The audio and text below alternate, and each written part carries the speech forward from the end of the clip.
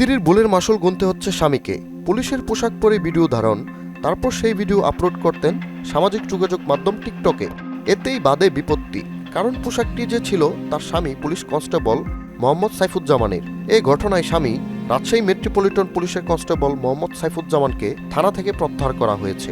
Constable সাইফুজ্জামানের দ্বিতীয় স্ত্রী সীমা খাতুন স্বামীর ইউনিফর্ম পরে ভিডিও তৈরি করে নিয়মিত টিকটকে পোস্ট করে আসছিলেন।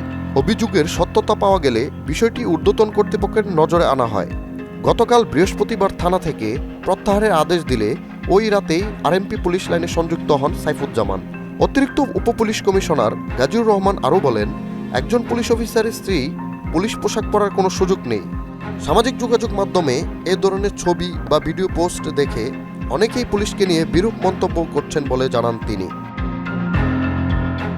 হৃদয় ইসলাম রোমান, মোহনা ডিজিটাল।